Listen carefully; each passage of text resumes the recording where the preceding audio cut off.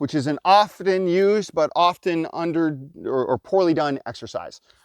First, I'm going to show you how to do them, and then I'm going to explain why it's important that we're doing that specific way, and then I'm going to show you what goes wrong and how to fix it. Because we want our push-ups to work our chest and our triceps and keep the stabilization through the shoulders. We do not want it to essentially hurt.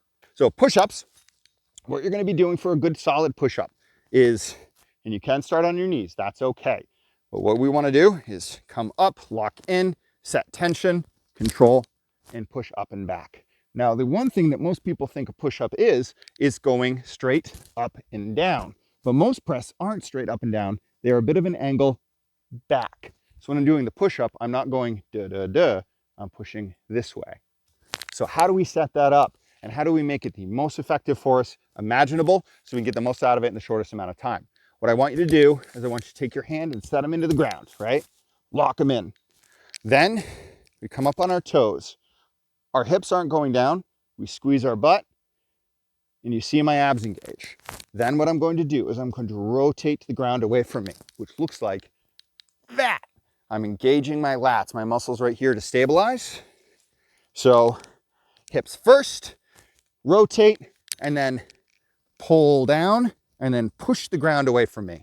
You pull like you're doing a row, like you're pulling yourself towards you, something towards you, and then you push away like you're pushing the ground away from you. Now, what that's going to do is going to take a push-up position, which, you know, it can be here, it can be here, it can be here, but I do not like these because everyone gets their front of their shoulder beat up about it.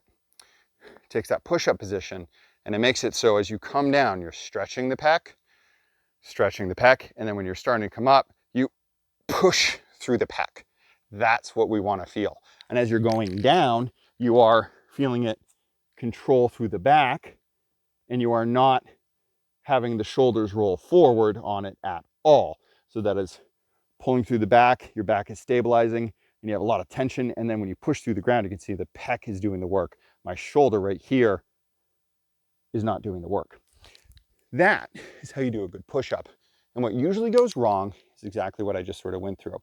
Your hips drop to the ground. You're here. So pelvis is hitting the ground before chest hits the ground. You want chest first. So all you do to fix that is squeeze your butt, squeeze your thighs. Fixed.